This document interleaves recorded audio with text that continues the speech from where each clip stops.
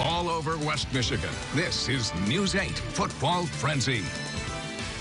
Hi again, everybody, and welcome to a late January state finals edition of the Football Frenzy.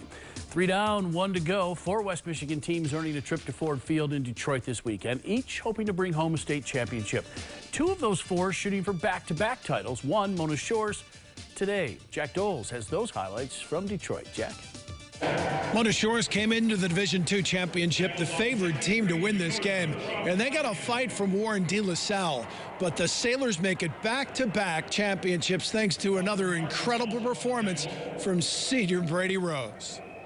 Mona Shores didn't waste any time taking control of this game. They marched 73 yards in 6 plays on their opening drive, capped off by who else? Brady Rose. 12-yard touchdown run makes it 7-0 Sailors. Stayed that way until late in the second. Rose gives to Elijah Johnson. 9-yard touchdown run, 13-0 Shores at the half.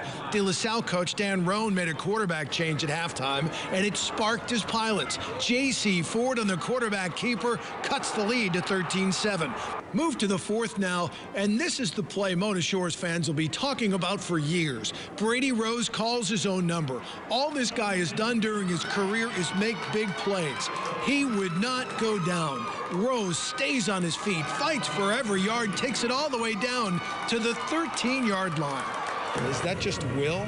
Yeah, that's just, I mean, I see the end zone, I'm going to run to it, and if there's a guy in my way, he's not going to stop me. His efforts were rewarded when Keandre Pierce scored from 10 yards out. The lead bulged to 19-7. After De La Salle cut the lead to 19-13, under 2 minutes to play, Rose says enough is enough. He scored his 2nd touchdown of the game, 25-13 Sailors. De La Salle scored with 16 seconds left, but the onside kick was recovered by, you guessed it, Brady Rose. Mona Shores makes it back-to-back state championships with a 25-19 win in the Division II finals. Things didn't go their way. Things didn't go a lot of kids' way this year, whether it was wins or losses or, COVID or pause in the season, whatever it was, they're all going to be better human beings for it. And so I think that's a special message that we had tried to preach all year. So the Sailors make it back-to-back state championships in Division II and a fitting finish to the remarkable career of Brady Rose. Covering the state finals at Ford Field, Jack Doles, News 8. Thanks, Jack. In Division 6, Montague back in the finals for the 2nd time in 3 years. The Wildcats looking for their first state title in 11 seasons. Cats facing Clinton in a battle of unbeatens. This game tied at 7 in the first. That's Drew Collins firing deep for Sam Smith down the seam and on the money.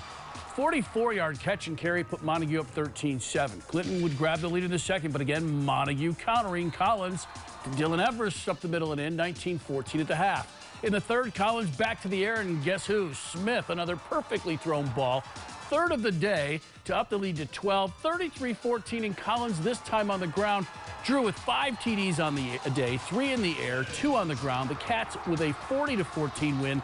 All of Montague celebrating its first state title since 2009, and no more than the 2 father and son. I can't describe it, man. I had this question all week, and I kept crying. I'm good right now, but I'm telling you, it has been unbelievable how this finished. And with Drew and the goals that he has, it's just, it's surreal, honestly. I can't believe it. It's really special, and it's the last day I'll ever call him coach, I think.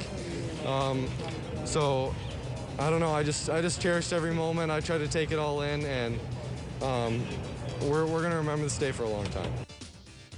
Should. In Division 8, the Centerville Bulldogs coming off their first undefeated season in nearly 60 years in the state final for the first time ever. Seth Wells has their highlights from Detroit.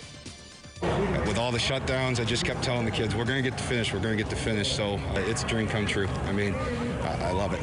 The Centerville Bulldogs made the most out of their first trip to Ford Field. The Bulldogs were dominant in the Division 8 title game against UBLY, as they were the entire season. In the first half, Centerville opened the scoring with this touchdown run from quarterback Sam Todd. But the real highlight came on their drive to close out the first half. On 4th down, Todd's pass here would be tipped and caught by Tyler Swanwick.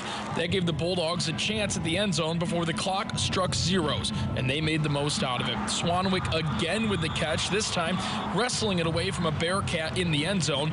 Bulldogs led by 16 at the break. Second half, the Bulldogs would continue to dominate. It's Todd to Swanwick again in the third quarter. That gave the Bulldogs a 3-possession lead. That was just gravy at that point because Centerville's defense did not break.